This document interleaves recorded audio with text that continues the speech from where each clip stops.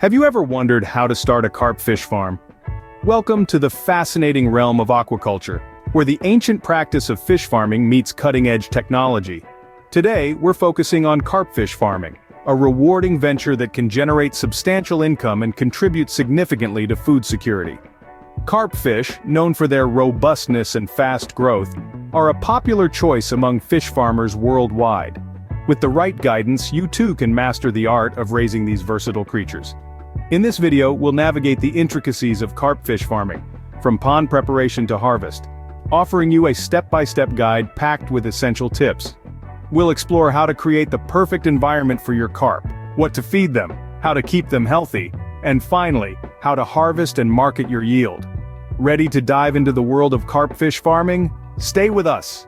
First things first, let's talk about where your carp will live, the pond. The choice of location for your carp pond is crucial. It's not just about the aesthetics, it's about the practicalities too. You need an area with a reliable water source, good soil quality, and access to sunlight. The size of the pond will depend on your production goals, but remember, the larger the pond, the more resources it will require. The first step in pond preparation involves soil testing. This helps to determine the soil's capacity to hold water. The ideal soil for a carp pond is clay, which retains water well. Next, we move on to pond construction. A well-constructed pond can last for many years, so it's worth investing time and effort here. The pond should have a gentle slope for easy draining and cleaning, and the depth should vary between 1 to 2 meters to accommodate different carp species and their preferences for water depth. Once the pond is ready, water quality management comes into play. This is where things get a bit scientific.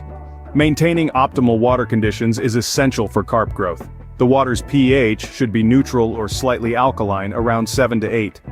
Temperature plays a key role too, as carp thrive in warmer waters, with the optimum range between 20 and 30 degrees Celsius. Oxygen levels in the water are another critical factor. Carp need a well-oxygenated environment, and this can be achieved by installing aeration equipment or by promoting natural aeration through the growth of aquatic plants. Don't forget to manage the pond's nutrient levels. Overloading the pond with nutrients can lead to algal blooms, which can deplete oxygen levels and harm your carp. Regular monitoring of these parameters can help you maintain a healthy environment for your carp. And remember, a happy carp is a growing carp.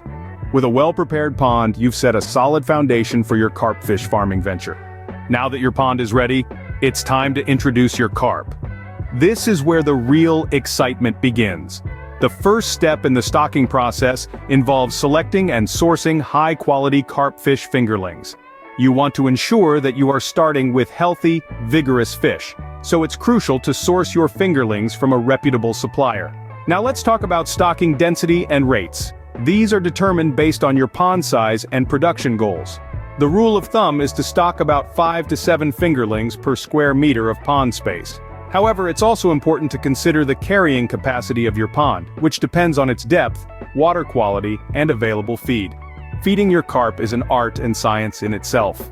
The nutritional requirements of carp fish change as they grow, so it's essential to feed them a balanced diet appropriate for their life stage. Young fingerlings require feed high in protein to support rapid growth, while mature carp need a balanced diet with adequate protein, carbohydrates, and fats. Feeding techniques also play a pivotal role in carp growth and health.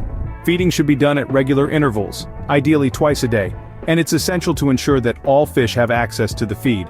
Overfeeding can lead to wastage and poor water quality, so it's crucial to monitor the feeding behavior of your fish and adjust the feed quantities accordingly. Another handy tip is to vary the diet of your carp. Just like humans, carp enjoy a varied diet. Incorporating different types of feed, including commercial pellets, natural pond organisms, and supplemental feeds like rice bran or wheat, can help ensure your carp receive all the necessary nutrients.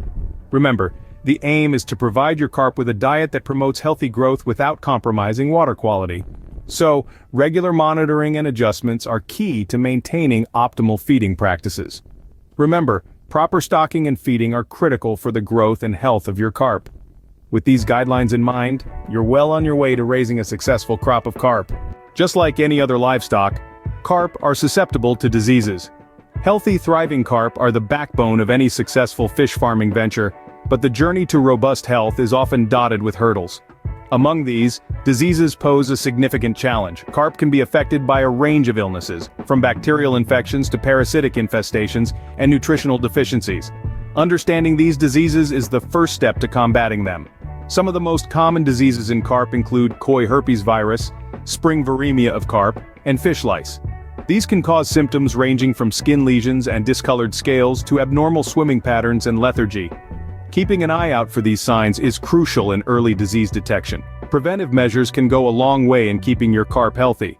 Good pond management, including maintaining optimal water temperature and pH levels, can help prevent disease outbreaks. It's also essential to ensure your carp are well fed with a balanced diet, as nutritional deficiencies can make them more susceptible to illnesses. Biosecurity protocols are another key aspect of disease management.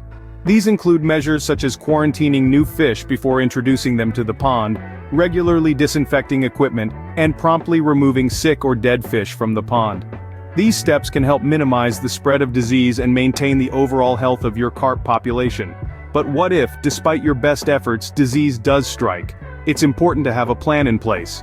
Recognizing the symptoms of common diseases and knowing when to seek veterinary assistance can be lifesavers. Treatment strategies can range from administering antibiotics to implementing vaccination programs. Remember, every challenge is an opportunity for learning and growth. Disease management may seem daunting, but with knowledge and preparation, it's a hurdle you can confidently navigate. A healthy carp is a happy carp, and happy carp make for a successful farm. So let's continue our journey, armed with the knowledge to keep our carp healthy and thriving. You've nurtured your carp, and now it's time to reap the rewards. The moment of harvest brings a sense of accomplishment, but it also brings its own set of challenges. Let's delve into this crucial stage of your carp farming journey. The first thing to consider is when your carp are ready for harvest. This is typically determined by a combination of factors, including size, weight, and market demand. A standard market size for carp is generally around 2 pounds, but this can vary depending on your specific market. At the same time, it's important to keep an eye on market demand to ensure you're harvesting at a time when you can get the best price for your fish. Once you've determined that your carp are ready for harvest, it's time to consider the best methods for collecting and handling your fish. There are various techniques available, from using nets to catch the fish, to employing more advanced equipment like fish pumps. The method you choose will depend on the size of your operation and the resources you have available. Whatever method you choose, remember it's crucial to handle your fish gently to prevent any damage that could affect their market value. Finally, once you've successfully harvested your fish, it's time to think about marketing. This is where you'll need to put your business hat on and find the best outlets for selling your carp.